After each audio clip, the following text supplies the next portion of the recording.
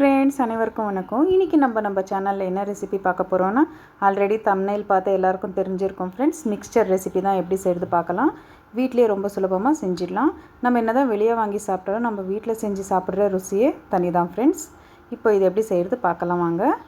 நான் முதல்ல இங்கே இதுக்காக கடலை மாவு எடுத்து வச்சுருக்கேன். அப்புறம் டீப் ஃப்ரை பண்ணுறதுக்காக எண்ணெய், அரை கப்பு அளவுக்கு வேர்க்கடலை, அரை கப்பு அளவுக்கு பொட்டுக்கடலை, அரை கப் அளவுக்கு கெட்டியான அவலக்கி, அதுக்கப்புறமா ஒரு கப் அளவுக்கு கார்ன், பச்சையாக இருக்கிற கார்ன்ஃப்ளாக்ஸ் எடுத்து வச்சுருக்கேன். உப்பு உங்கள் ருசிக்கு தகுந்த மாதிரி, பெருங்காயத்தூள் கொஞ்சமாக, சோடா, இட்லி சோடா ஒரு சிட்டிகை அளவுக்கு, தனி மிளகாத்தூள், 2 பூண்டை இந்த மாதிரி சின்ன சின்னதாக நசுக்கி வச்சுருக்கேன்.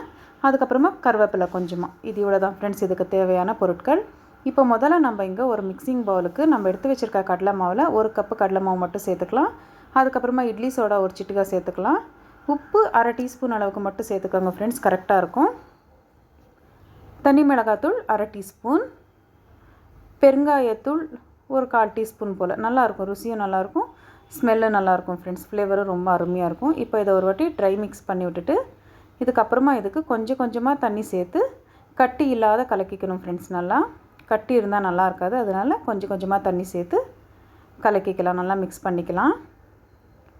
பாருங்கள் ஃப்ரெண்ட்ஸ், இது இந்த அளவுக்கு நல்லா மிக்ஸ் பண்ணிவிட்டு, இந்த அளவுக்கு இருக்கணும் மாவு. நம்ம எடுத்து விட்டால் நீட்டாக கீழே இறங்கணும். இப்போ எண்ணெய் சூடாக இருக்குது. நம்ம இந்த மாதிரி ஓட்டப்பட்ட ஜல்லி கரண்டியில் இந்த மாதிரி கொஞ்சம் கொஞ்சமாக மாவு எடுத்து இந்த மாதிரி எண்ணெயில் விட்டால் நல்லா பாருங்கள் எவ்வளோ நல்லா பொரிஞ்சு வருது பாருங்கள். எண்ணெயில் விழவே அப்படியே குண்டு குண்டாக அவ்வளோ அழகாக வந்துன்னு இருக்குது. இதே மாதிரி நம்ம ஜல்லி கரண்டியில் கொஞ்சம் கொஞ்சமாக மாவு சேர்த்து இந்த மாதிரி தோசை ஊற்றுற மாதிரி ஊற்றுனா நல்லா வரும். கொஞ்சம் பொறுமையாக செய்யணும் ஃப்ரெண்ட்ஸ், ஏன்னா எண்ணெய் ரொம்ப சூடாக இருக்கும்ல, அதனால் கொஞ்சம் மொல்லமாக பொறுமையாக செஞ்சுக்கோங்க. இந்த மாதிரி காரா பூந்தியெல்லாம் போட்டுட்டு இது கொஞ்சம் நல்லா கிறிஸ்பியாக வெந்து வரட்டும். இதுக்கு ஒரு 5லேருந்து 6 நிமிஷம் ஆகும் ஃப்ரெண்ட்ஸ்.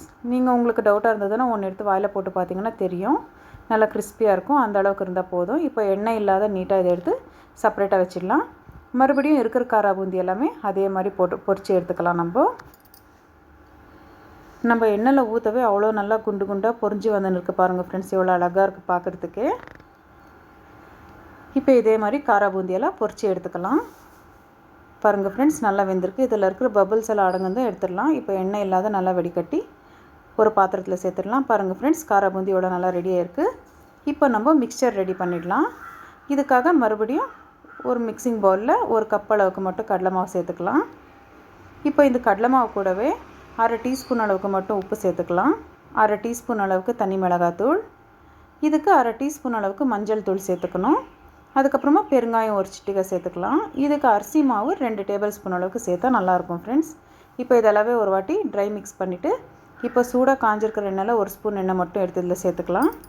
சேர்த்துட்டு மறுபடியும் இதை நல்லா மிக்ஸ் பண்ணிவிட்டு, இப்போ கொஞ்சம் கொஞ்சமாக தண்ணி ஊற்றி இது கொஞ்சம் கெட்டியாக மிக்ஸ் பண்ணிக்கலாம். நம்ம ஒரு சப்பாத்தி மாவு பதத்துக்கு மிக்ஸ் பண்ணிக்கலாம். இப்போ லாஸ்ட்டாக இதுக்கு கொஞ்சமாக எண்ணெய் ஊற்றிட்டு இது மாதிரி மிக்ஸ் பண்ணி விட்டால் நல்லாயிருக்கும். பாருங்கள், இந்த அளவுக்கு இருந்தால் போதும். இப்போ நம்ம முறுக்கு பிழியறதில் இந்த மாதிரி குட்டி குட்டி ஓட்டை போட்டு தட்டை போட்டு முறுக்கு பிழியறதுக்கு நல்லா எண்ணெய் தேய்ச்சி விட்டுடலாம். இப்போ இந்த மாவை நம்ம 2 பங்காக பிரித்து இதை இதுக்குள்ளே போட்டுக்கலாம். எண்ணெய் காஞ்சிருக்கிற எண்ணெயில் இதை இந்த மாதிரி புழிஞ்சு எடுத்துக்கலாம். எனக்கு இங்கே வீடியோ பிடிக்கிற ஸ்டாண்ட் இருக்கிறதுனால கொஞ்சம் அன்கம்ஃபர்டபுளாக இருக்குது ஃப்ரெண்ட்ஸ், அதனால தான். பாருங்கள், இந்த அளவுக்கு புழிஞ்சிட்டு இது கொஞ்சம் பபுள்ஸ் அடங்கினதுக்கப்புறமா இதை திருப்பி போட்டுக்கணும், வேகட்டும். இது கொஞ்சம்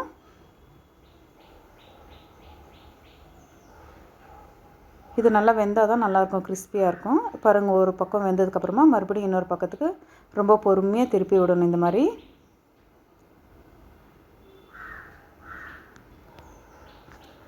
மறுபடியும் இது இந்த பக்கம் கூட கொஞ்சம் வெந்து வரட்டும்.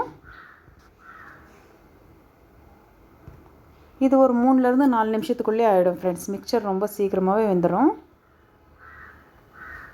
மறுபடியும் தீஞ்சிட்டால் ரொம்ப நல்லா இருக்காது. பாருங்கள், இந்த அளவுக்கு வெந்தால் போதும். இப்போ இதை நம்ம பொறுமையாக எடுத்து சைடில் ஒரு தட்டில் வச்சிடலாம்.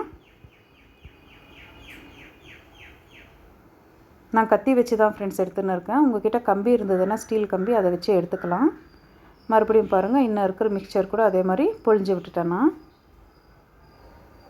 அதுவும் ஒரு சைடு வெந்ததுக்கப்புறமா இன்னொரு பக்கத்துக்கு இந்த மாதிரி பொறுமையாக திருப்பி விட்டுடலாம். மறுபடியும் அந்த சைடு வெந்ததுக்கப்புறமா இதை கூட எடுத்து சைடில் வச்சிடலாம் நம்ம.